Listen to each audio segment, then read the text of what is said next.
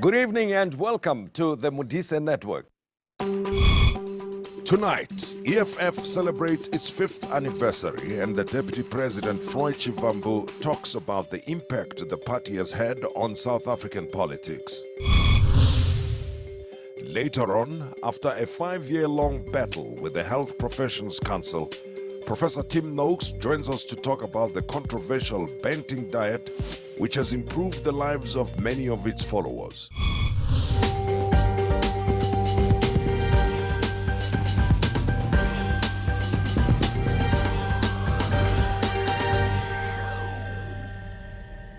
I'm Tim Modise and thank you for joining me this evening.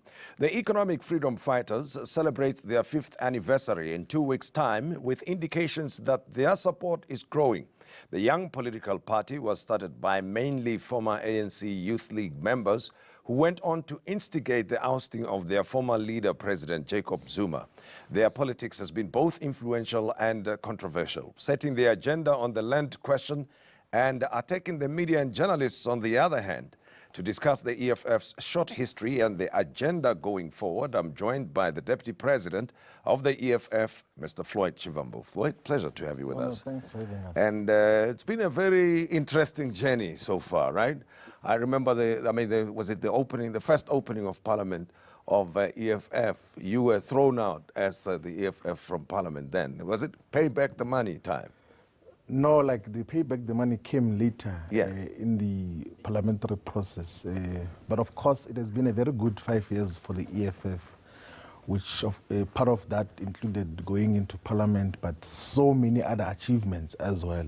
We're speaking today as the Economic Freedom Fighters. We've got 889 public representatives, and we've got elected councillors in about 234 councils all over South Africa, and rightfully we have been setting the agenda of what gets to be discussed here in South Africa. Like the land issue is now on top of the agenda in South Africa because it is one of the founding pillars of the EFF.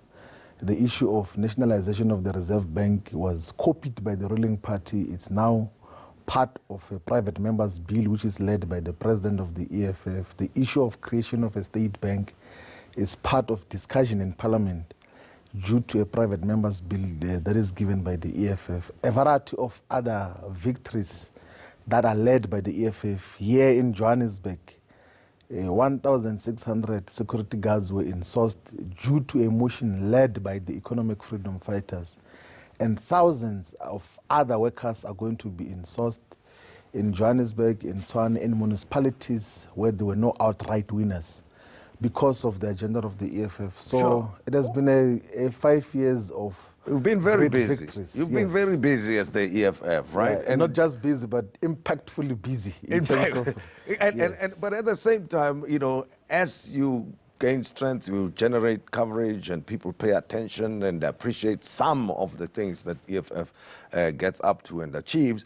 We also wondered why the EFF in recent times in particular seems to be somewhat negative towards the media, which in itself is the pillar of a democracy such as ours. Let me use ENCA as an example. In the most recent press conference, you had things to say about ENCA. What's the problem with this channel? Look, ENCA has got an extremely reactionary editorial direction currently. It's biased towards Cyril Ramaphosa. We come to speak to you as Brad Tim because we respect you. But otherwise, those that pull the strings here are extremely problematic. That is why you have got news items that start by saying this is Ramaphosa's administration. That is free advertisement. And we do not want to keep quiet when media houses are taking open biasness and inclination to political parties. If you are a news reporter, you must report objectively, you must give equal space to all political parties. You must not be embedded on any of the sides in terms of what happens. And every time such expresses itself, we raise it. It's not only with the ANCA. When there was a Gupta television, we actually even went to the extent of isolating it altogether, not allowing them to have press conferences, not taking interviews from them because they'd taken a clear biasness towards Jacob Zuma to protect him and his corruption and whatever was happening at that time. So we always speak against media that is biased, and that is why we speak firmly against ENCA and its biasness in terms of how it deals with certain issues. Well, I suppose the argument can be made that, the president, Cyril Ramaphosa, the president of the state, and by virtue of him being the head of state, will enjoy that kind of coverage. But you have got no obligation, none whatsoever, to promote him every day. That you must always remind people that there's Ramaphosa, there's Ramaphosa. If he's not doing anything, the people of South Africa must forget about him.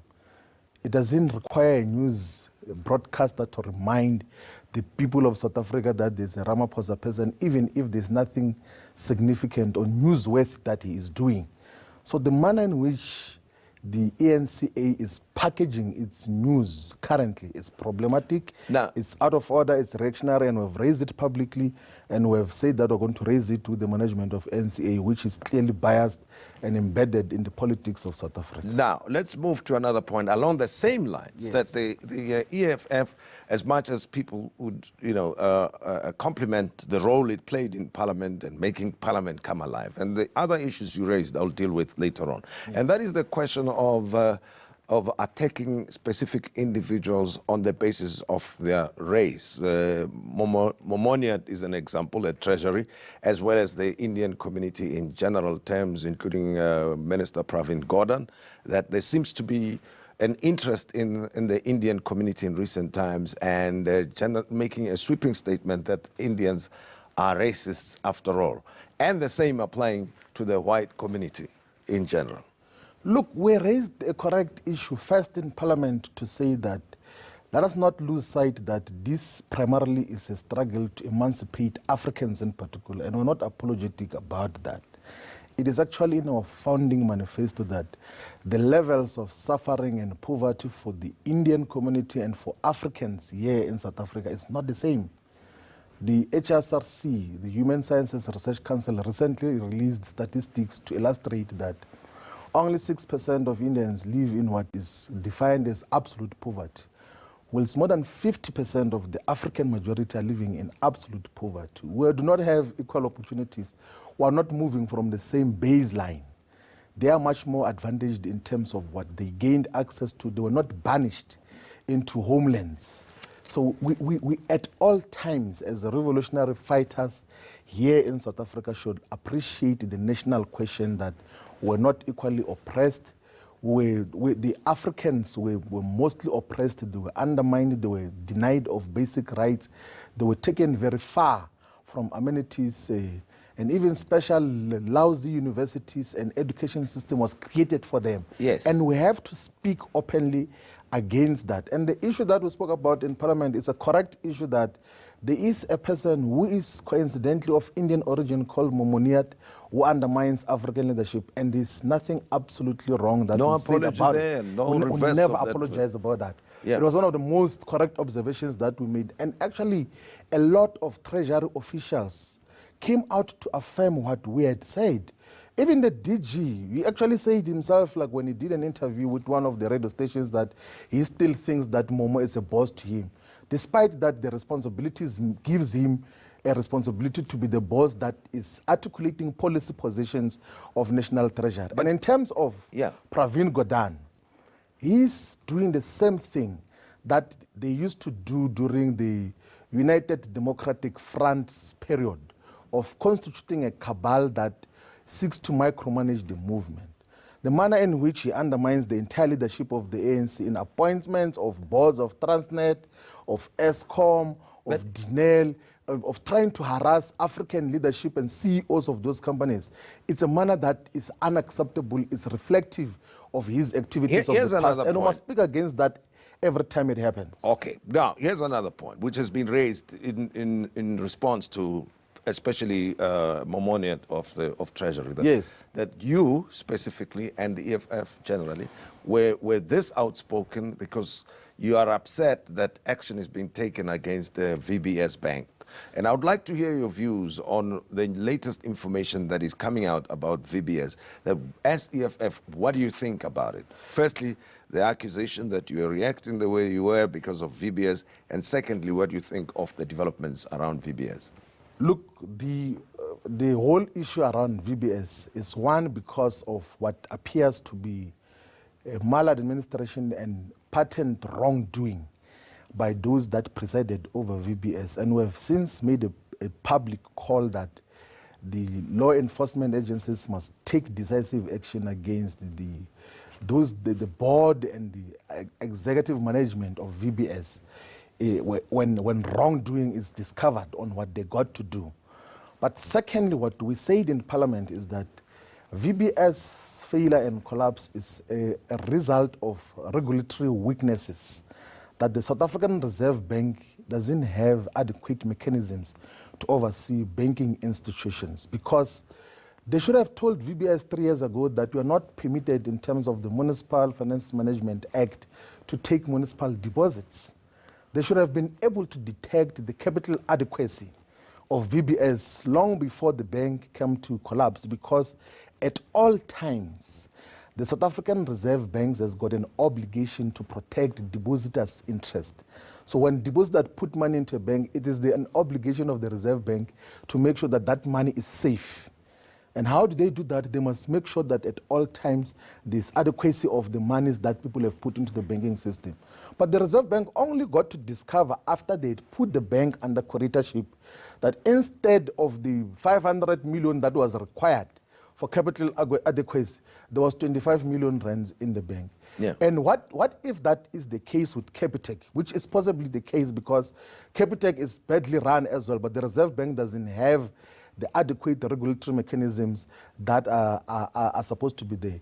We're not going to entertain the nonsensical suggestion that every time we raise a political and principled issue, people will think that we're trying to protect private interest. We have got a right as public representatives I suppose to raise all issues, whether there is an issue that affects us or not. And in this case, there's no issue of VBS that affects us. I suppose EFF actually is being held to account here for the simple reason that you encouraged people to go and deposit money with the VBS anyway and said this is a black-owned bank and it needs black support.